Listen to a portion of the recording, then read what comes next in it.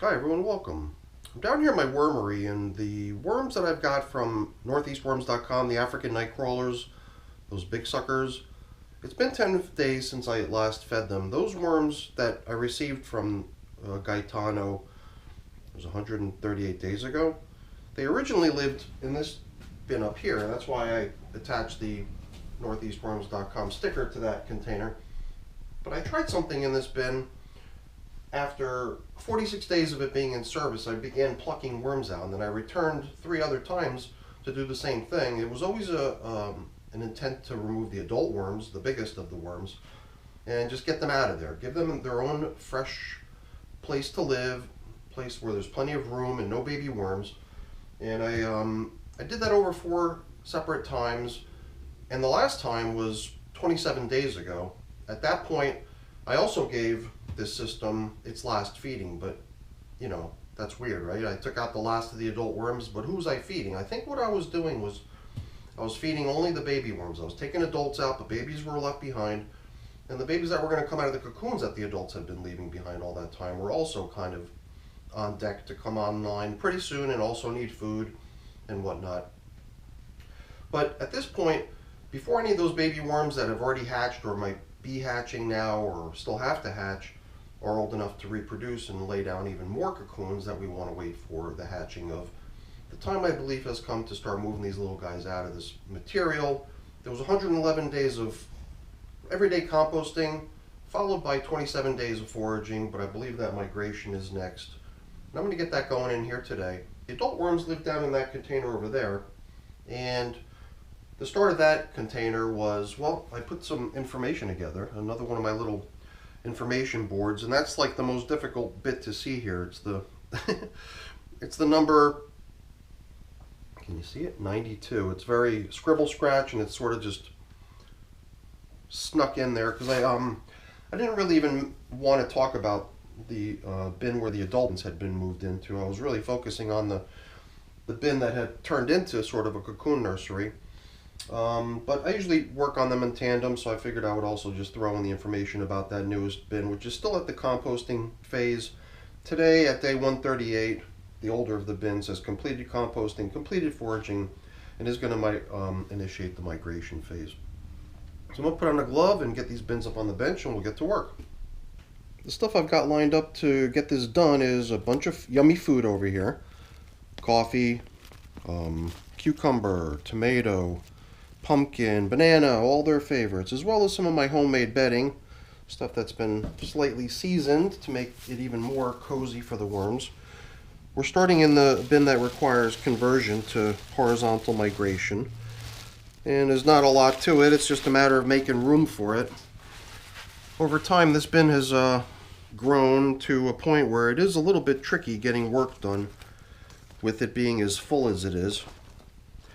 Being full is very often one of the main reasons I switch from composting to some of the activities that drive the completion of the bin, because eventually it just becomes too awkward to work in an overly loaded bin. Right here below the plastic where the bubble wrap had been, things look nice and damp. It's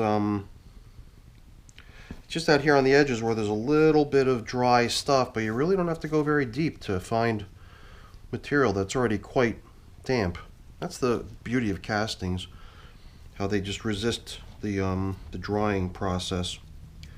I trust castings to hold their moisture pretty nicely, as you see here, but in a younger bin that's not yet so mature, I don't really expect such moisture retention capabilities. Bins like that, I tend to really work harder on preserving the moisture in the bin rather than just letting it evaporate away. So, well, you know, satisfying my curiosity is just something I always feel like I need to indulge in. You know, right there, I don't know if it's a potworm I'm seeing. I hope it's not. I think it's maybe a baby worm. Hopefully that's what I'm seeing. It was a super tiny worm. Is that one too? Can I get it to move, or is it just a little fiber? The first one I saw was definitely a worm, but its size and its color made me question whether it was actually a nightcrawler or if it was possibly just a pot worm. I don't know if I'm just bumping into the same one again now or another one, but I thought I saw another one. Potworms usually show up on the scene when things get a little bit overly damp, or perhaps there's just too much food in the system.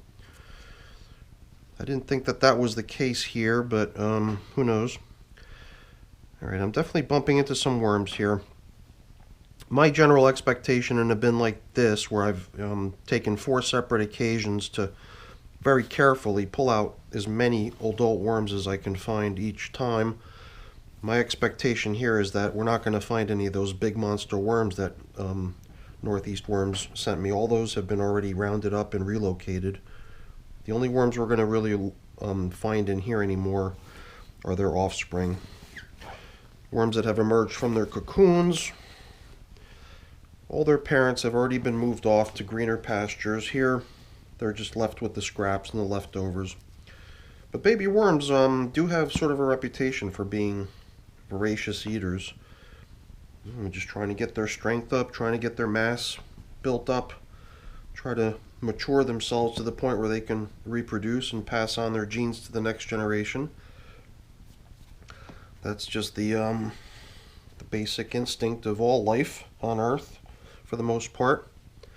Definitely seeing a good number of worms as I kind of reach down into the middle. It's been almost 4 weeks since we last fed, but I'm sure we've had numerous check-ins here, which would have, over that time, disturbed what probably would have been the feeding area, which would have been down the middle, I'm assuming, and moved all the remaining scraps of food to be dispersed throughout the bin, although I can't say that for sure. Maybe the only reason we're seeing concentrations of worms down here in the middle is because maybe we never did such a good job agitating the food scraps left behind to blend them into the entirety of the bin. Who knows? But we are definitely seeing a good number of worms. Definitely enough to rationalize the action of trying to round them up and move them out. Round them up, move them out. And I think once we accomplish that, we will have pretty much evacuated the last of any potential more worms showing up on the scene in a bin like this, because theoretically we had already removed worms that were old enough to keep creating new cocoons. So for the past 27 days, theoretically, the only thing that's been going on here is the hatching of cocoons and the development of babies that were left behind. Although I'm sure that, there's no way to ensure that, and I wouldn't even try to guarantee it, because I know that it's not going to be a 100% true statement. I would have to assume that a couple mature enough worms in here have over time succeeded in making connections with each other and possibly leaving some cocoons throughout the bin over the past few weeks. So I'm not saying that I can guarantee that I will have removed all potential of baby worms in this system or in this material going forward, but I've definitely I've definitely put in what they would consider to be the due diligence required to try to achieve as much of it as possible. You could tell I'm kind of going slow here because, whether or not the camera catches it or not, I'm definitely at the rim here, which makes me nervous. I just feel like if I'm not paying attention, I could very easily apply a little bit of pressure and send a whole bunch of this stuff over the edge. And I think we can sort of go above the rim a little, even if we keep it centered over here, so it's not at risk of spilling and avalanching out of the bin and off the table and down on the floor and making a mess. My only reason for wanting to push the envelope on that is to make a large enough space down here for us to be able to make a nice large collection area. Try to round up these baby worms into a particular spot in the bin, and that particular spot's obviously going to be over here on the edge of the bin. I like to try to separate these finished castings from the rest of the container, and I do so with a perforated piece of cardboard or a couple pieces of perforated cardboard, just as more of like a visual aid for myself, indicating where the dividing line is between the finished compost and the feeding area. It also just kind of reduces the amount of contamination that ends up in your finished compost. It doesn't leave little scraps of bedding and whatnot. It allows you to kind of eventually relocate the worms out of the collection area, remove the dividing wall, and be left with a fairly clean batch of compost. We'll use the rest of this stuff over here to sort of backfill a little gap that we'll leave here. But I think we've left enough space to build our horizontal migration feeding zone, so let's get that started. My fancy dividing wall cardboard is right here. It's just a little bit larger than the width of the bin, so there's a little bit of a there's like a little bit of a kink over here, a little bit of a shape to the collection area. That should be just fine. So let's start filling this with some of my fancy schmancy pre-made bedding over here. I think we'll just sort of lightly coat the bottom here and start layering in the foods. Then we'll add more as we build it up. I brought down 2 coffees. We'll use one of them in here, and we'll save the other one when we're feeding the adult container. It's about half. We'll save a little for another layer. Keep building this thing up. There's some pretty good sized bananas. Should make this pretty tempting over here. I think everything we bought down here for them is going to make the feeding area really tempting for them. This thing might really be the king right here. This might be what ends up pulling in the greatest number of worms. This thing is just chock full of moisture. The worms love it. And what else do we have here? A couple frozen tomatoes. As you can see, I've got some sort of a weird involuntary compulsion for symmetry. Just my only thinking here is let's make sure we leave behind enough yummy food with which we can feed the bin where the adults had been moved over to. So I think we've left behind enough stuff to go ahead and feed the next bin that we're going to work on. So let's just see if we can get this bin all set to go so we can officially launch off its migration today. I think we built it up enough over here so that we could probably begin trying to work down some of our little collection of material here. We've definitely got to get this down to where this bin can be covered without spilling over the edge. As you can see, I'm kind of focused here because I just don't want to end up tossing a whole bunch of this stuff out of the bin if I can help it. It's always just so much easier to go carefully, go slowly, and not make a big mess you need to clean up afterwards. Alright, that's pretty neat. This flap here, I was trying to decide what do I do with this flap here. Seems like kind of a cool little cover, a way we can help preserve the moisture down within the feeding area. So I like the way it sort of takes shape over there. So I believe we've got ourselves pretty much an at capacity situation over here. So we've got a few things we can easily bring over here, stuff that's not going to be expected to break down between now and the end here. And it does seem like if the material gets evacuated, if we want a nice batch of compost, we'll probably have to screen it to get rid of bigger chunks like that. So let's press on here. I still wanted to get the last of this coffee down in here. And then what we could do is leave behind the filter. It's just a nice little supplementary carbon food source to complement all the nice bedding they're receiving. And I think just to make it feel like we're not so heavily overloaded on the compost side and too few materials on the baiting side, let's at least try to build it up to the point, at least against the dividing wall, so that worms can easily traverse the dividing wall and end up in some material and not just get to the other side of the hole in the cardboard and find them they're on the precipice of a little ledge. Here they can actually crawl into bedding and make their way down to the delicious food items. And I don't think there's a problem with it being sort of sloped like this. I don't want to go crazy building an excessively large baiting area. So I think that'll do quite nicely. We had that piece of plastic covering the entire bin previously, that bubble wrap. So we'll bring that bubble wrap back, but we're going to alter it so that it's no longer covering the entire bin. It's going to cover only our feeding area. And we're going to leave the rest of this pretty loosely covered with just this piece of paper here so that it can begin drying off and kind of functioning as a repellent almost. Not so much a repellent, but just kind of making the material a little bit less like what the worms really like. They really like the dampness. As this stuff dries, they'll want to find someplace else.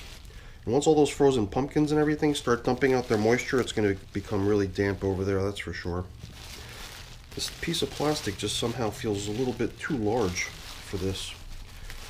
Perhaps if I were to just like fold it a little bit weird, I can achieve the whole objective of having plastic over the entire feeding area, preserving the moisture content of what's over there, and not bump out too much above the rim.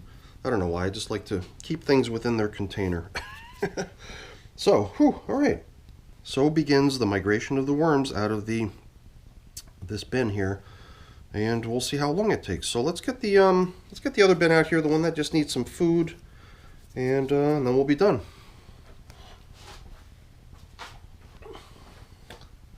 Alright. I don't really recall how many feedings this system's received over time. Somehow I think the number 11 just pops into my head. This I don't like, you know? All these flying insects really seem to have kind of gone berserk living in this container here. And it's just something different about this container. I doubt that I doubt that we've got like groupies for the worms in here, that they're just like the African nightcrawler flying insects. These flying insects seem to be drawn to something particular about the bin in terms of how I'm managing it or something like that. But in a way, it feels to me like if I'm careful, maybe I can kind of keep all these flying insects right here within this plastic. I could take them all out right now, shake the whole thing off, and come right back. So why don't we do that, and I'll return in a moment. So this brown paper bag was also kind of covered in bugs as well, so I took both out and shook them both off. And I'm just wondering, what do I need to do differently to do away with this issue? I guess maybe we could, I don't know. Just wondering if maybe if I left off that piece of brown paper bag, if maybe there was just that piece of plastic there, then maybe we'd stop seeing that. I don't know. 1, 2, 3 little baby worms here, pretty small size worms. Or am I just seeing part of a worm? It almost seems like, okay, I thought it looked, yeah, they're so puny, it's so unusual how short and stubby they look. Alright, whatever. I don't know why that is. Is that what baby African nightcrawlers look like? Do I have some other kind of worm in here? Alright, just in case I didn't get all of them off, and hopefully they're on this side. I'm going to kind of fold this thing over. Maybe if there are any worms remaining on it, they're not going to bug out and try to escape due to the bright lights overhead. Well, here too. We'll just see what we can do about keeping one eye over there just to make sure if I see any worms cruising off that they get returned and not let themselves end up in a place where they can get into big trouble. So you can almost see signs of where the last feeding was just from the little depression here. But that coffee filter was also meant to indicate where we last fed. When we feed, we'll put the food right back down into the middle again where they've been getting fed lately, but we'll do that last. I'd like to sort of take a peek down into the edges of the container first, and then we'll tend to the application of the feeding.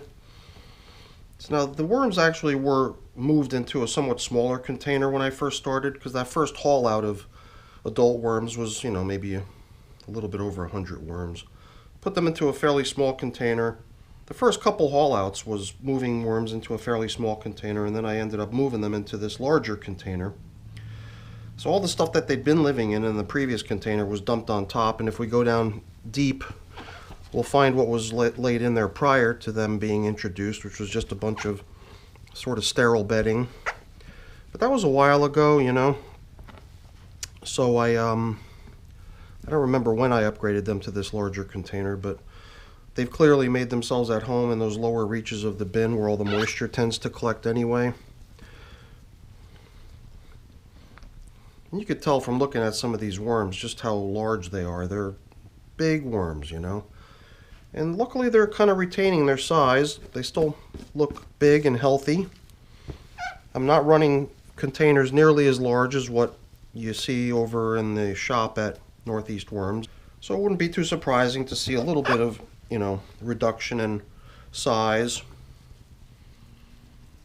So I've kind of, you know, stepped out of doing that test of trying to preserve or promote large African nightcrawler size, because that whole thing of always trying to keep the adult worms away from the baby worms seems a little bit labor intensive. You do need to be sort of equipped to have room to move them into, and you know, it all fits into some sort of a grander life cycle that neatly dovetails into ends and beginnings, and I just never felt like I had the whole thing, like a good clear grasp of how all that's going to play out, and I just felt like it might be a better experiment with more interesting results if I actually did prep in advance all the things I would need to, you know, successfully keep the adult worms consistently away from the babies over a longer period of time.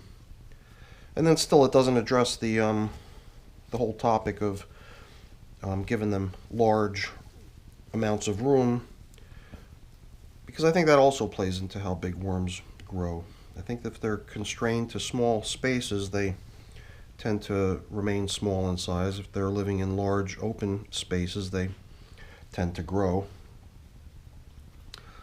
So I don't know, we'll see. I know other people are experimenting in the same way, trying to run that same hypothesis through to see if they get the types of results they want, but I'm just noticing I kind of broke away from my original plan, which was to save the exploration of the previous feeding to last. I was going to check this other forage first before we went poking around to see how they did on the last feeding they got 10 days ago. This is supposedly, this is this drinking straw, supposedly made of compostable material, some sort of cornstarch, I think, maybe. I'm not even 100% sure, but I figured I'd throw it in here with the last feeding to see if it makes any progress breaking down. We found a couple large mango seeds as leftovers. We found that banana peel, but I don't think I see much, if anything else, of the leftovers from the previous feeding. This is also the outer husk of a mango seed. So I think for the most part we've bumped into all the larger, slower composting leftovers that have lingered in this bin from previous feedings, but I would assume that most, if not all, of the stuff they received last time, except for that straw, obviously, has been broken down. I wonder how long that straw is going to take, or if it'll break down at all. So it's fun checking out these worms, because they are just so much bigger than anything I'm accustomed to, and I really hope they retain their large size, despite my less than optimal care for them. I do expect them to potentially lose some size over time. Let's just really quick get a glimpse into what's happening on this far edge before we open up the middle again to feed. I think we saw this little guy last time we were in here, and I thought we had identified that as not being an African nightcrawler. Somebody, I think, said that that was a Euro. But with that clitellum, I think we even kind of gave it a weird derogatory sort of designation. It looked like an albino clitellum worm. And if that viewer was correct, then it's a worm that doesn't even really belong in here if it's a Euro. These should be African night crawlers, but it's very difficult to, you know, maintain a pure 100% environment. But it's fun to try. All right. I think we've had a pretty good look at almost everything in this bin at this point, so I think it's time to let these little guys get back to work and bring an end to this major disruption. We've pretty much turned the entire bin upside down in the process of checking in on them here and applying their food today. And I don't know why, I just feel like I'm compelled to, really see what's going on with these worms, because, well, I don't know why. I think I'm just making up reasons, because I really just enjoy checking them out because they're just so huge and impressive in size. Well, let's get their feeding done so we can give them a break, let them relax, and get back to the piece of breaking down my food scraps. Pretty good generous portion there of bedding. We'll drop in a little bit of coffee. You can see I've got a filter here too. So why don't we grab that filter that was indicating to us where the last feeding had been, bring it back into the mix here and actually use it as additional surplus bedding down here in the feeding area. We can actually drop the entire package of food right into here.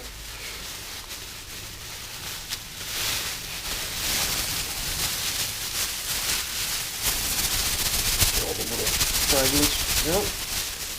Okay.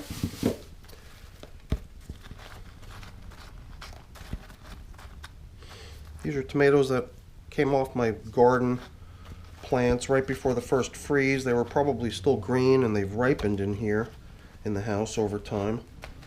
And a day or two ago, it was an attempt to try to trim any still edible bits off of all of those garden tomatoes before allocating the remainder of the material to my worm food supply. So that's pretty much it for this year's garden, but it lasted quite a while. I didn't really expect all those green tomatoes to ripen and become edible, but the time for that has come and gone at this point. It's a done deal.